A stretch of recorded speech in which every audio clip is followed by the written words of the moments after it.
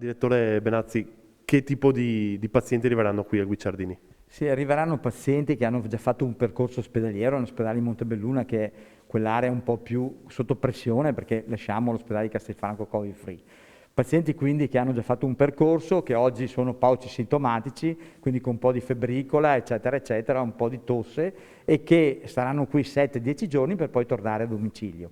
Comunque la garanzia è questa: abbiamo professionisti validissimi, dagli infermieri all'OSS, soprattutto medici, perché abbiamo qui la dottoressa Paiusco che è il nostro primario, poi abbiamo il dottor Quirino Messina che è stato primario ad Oderzo e ci darà una mano qua dentro, e poi il dottor Dengo che è un valido anestesista. Quindi anche dal punto di vista sanitario ci sarà la massima copertura, quindi massima tranquillità per gli ospiti ma anche per i familiari.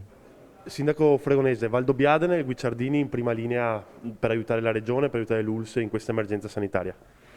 Sì, è un giorno importante per tutta la comunità di Valdobbiadene, perché è il risultato di mesi di lavoro da parte dell'ULSS, da parte assolutamente della Regione, dell'IPAB San Gregorio, della cooperativa Orchidea, dei volontari di protezione civile, degli antincendi boschivi, degli alpini, dei volontari in generale che hanno dato una mano in questi mesi, prima per ripristinare questo edificio, il padiglione degenze del Guicciardini, e poi per fare ulteriori lavori durante l'estate da parte dell'ULSS.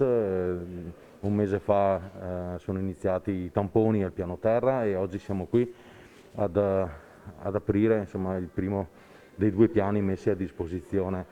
È molto importante che una comunità e che una realtà territoriale in caso di necessità si sia fatta trovare pronta per dare sostegno in particolar modo agli ospedali Montebelluna e Vittorio Veneto, su tutti, che in queste settimane hanno avuto un carico di ricoveri importanti. Ecco, fa molto piacere il fatto di essere utili, e il fatto che non sia il risultato di una sola persona, ma di più enti, di più persone, di tanta volontà e soprattutto di fare qualcosa di utile, fare qualcosa di serio, di necessario, e insomma davvero grazie a tutti quelli che hanno lavorato e collaborato.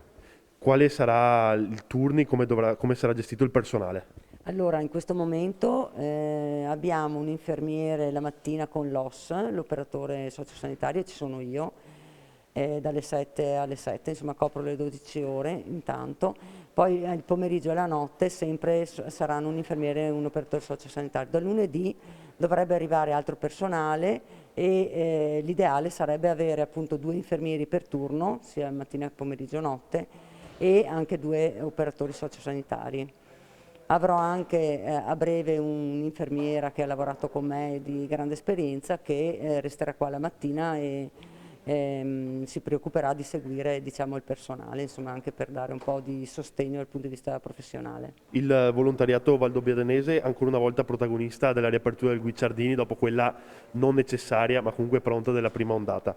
Qual è il compito ora dei volontari dell'AVAB? Come abbiamo fatto la prima pandemia, logicamente adesso siamo pronti per la seconda pandemia. Io ringrazio i miei volontari perché siamo riusciti anche a recuperare altri 2 volontari nuovi per riuscire a fronteggiare le turnazioni, perché noi saremo turni H24 tutti i giorni qua.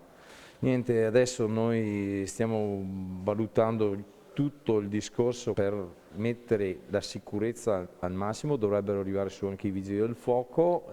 Giustamente io ringrazio anche la FIRCB e la TR per il discorso del sostegno che ci stanno dando, Maurizio Meotto e Mauro, che ci sono vicini in questo momento.